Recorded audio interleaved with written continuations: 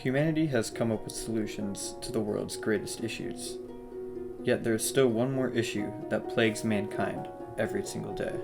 Think about the last time you poured a soda, where 3/4 of the glass filled up with soda and the rest with foam, and you had to stop and wait for it to go down.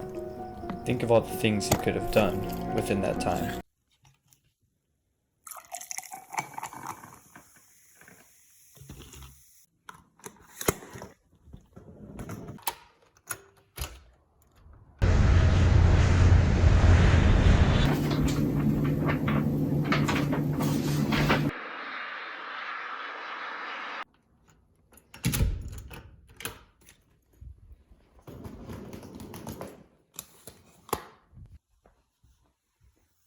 Just in time.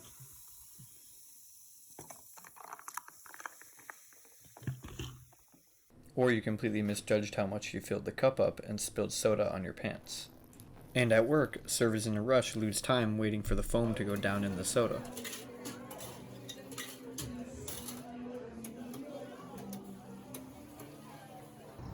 So in this video, we're going to try to solve the problem of overflowing your soda in a cup. Now before doing the video that only 12 people will view, I had to look if it has already been done before.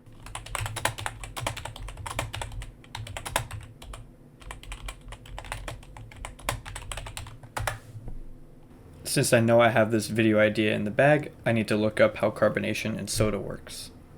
Naturally, I took to Google. It started out with information about CO2, and I clicked on the article. CO2 acid causes a fizzy taste, and when opened, the CO2 gas and water react, causing the foam. So I asked my friend to see which kind of soda he thinks would make the most foam. Which one do you think will make the most, foam? Diet. Anything diet. Diet? So Anything diet Diet Coke? will explode. Anything Alright, diet. Diet Coke it is then.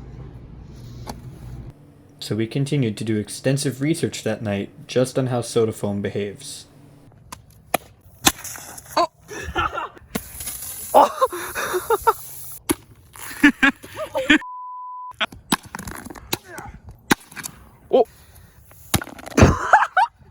Now you just watched the first couple minutes of that video thinking I actually cared about the science on how carbonation in soda works, but really all I wanted to do was whack aluminum cans of soda with a bat to see how much they would explode. Now into the actual device.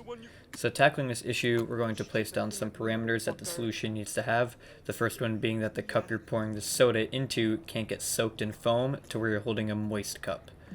The second parameter is that the foam and soda can't pour onto the ground. So I've never actually modeled anything before, until now.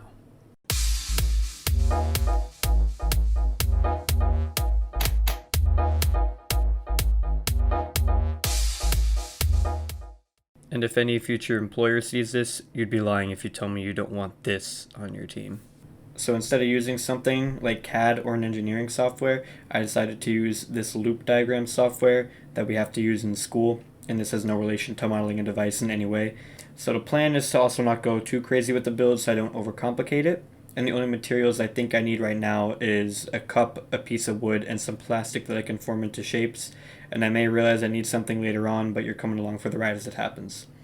So I took a screenshot of the diagram and highlighted the important parts so y'all can understand my thought process. And there you go. Interpret that as you can. To start this quest, I went to the most testosterone-inducing environment there is. The goal here was to get the materials for the base and the wall. All the pre-circular pieces of wood weren't big enough, and all those years of being yelled at by my dad while building stuff helped me pick out the perfect piece of wood. Their plastic selection wasn't bendable enough for me to make a wall, so I checked Amazon.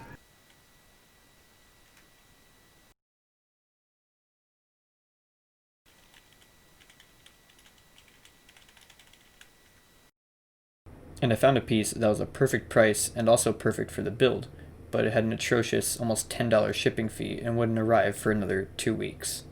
So I said no on that and remembered that we have a closet of school supplies in the house, and this folder has the walls that'll bend enough and water won't go through them as well.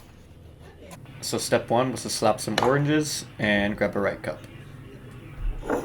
So I measured the base of the cup, then with my fingers marked how wide I want the walls to go. Then drew an outline, disliked that one so I drew a new one, and then cut up the walls.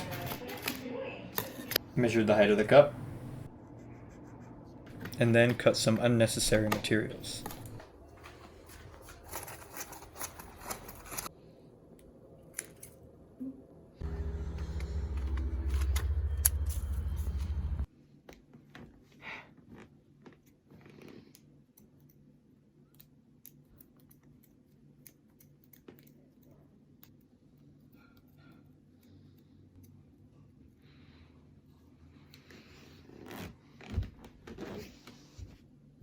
And it's a little short, so I took the flap that I just cut off and taped it on the side, while also getting the tape stuck.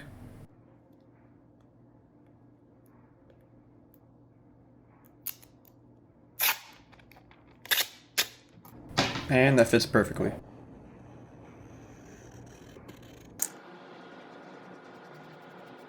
Then I cut the piece out and hot glued everything together. Looking back at the video, I probably should have worn gloves or something while dealing with the hot glue, but that's okay. I can just eat it off my fingers. Next, I took the base off. And these paper bowls already are at an angle, so I can use these for the funnel.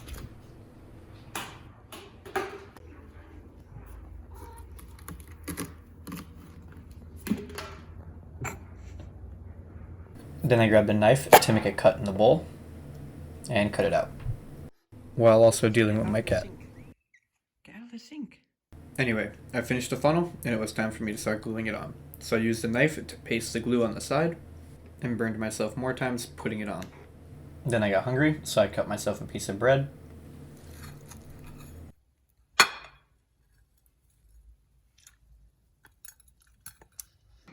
Then final thing was to glue the cup into the middle. This came out a lot better than I thought, especially because I didn't take a single measurement. Plan is, the cup you want to be filled with soda goes inside the middle cup. When the foam expands, it will spill over the top into the walls. The filled cup is protected from getting wet by the other cup, and there is no spilling on the ground. Now for a test.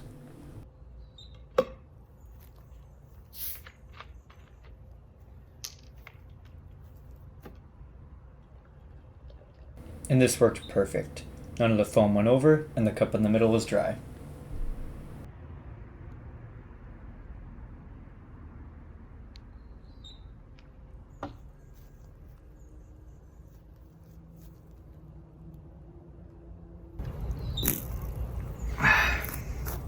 There's a few spots with leaks, but we can fix that. And since I'm stingy and don't want to go out and buy sealant, I use tape.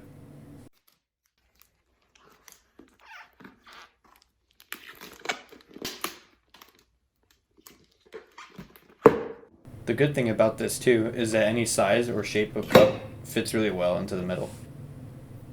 Tiny cups,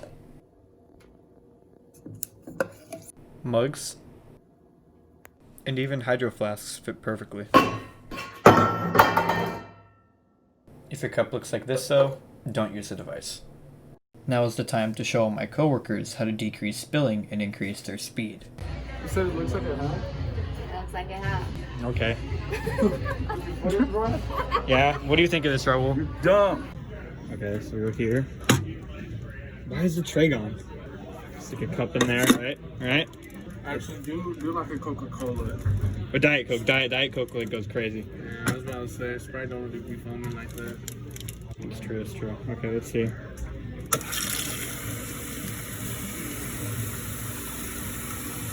You gonna keep it going? Oh, yes. Beautiful. Let's also hope that this YouTube thing pays off in the end. Hey, Raul, can I have a raise? I don't know. Okay. Alright, and that's all she wrote. Fix that later. I kind of expected a Nobel Prize or at least an applause of showing my coworkers that, but we got what we got and it's okay. So I just want to thank everybody for watching this, friends, family, or anybody that clicked on the video. Getting used to the mic and the camera, you probably heard some tone changes in there, but that'll that'll all be solved with time, and definitely going to do more of these in real life videos. This is the first one, and they're really fun. See what the audience gets, see what the YouTube algorithm will pop me up as. This was heavily inspired by I Did a Thing, and even though, dude doesn't need a plug because he's got over 1 million subs, I'm just going to do it anyway. Hopefully going to start building a community here as I post more videos in the future. So thank you again, and I'll see you soon.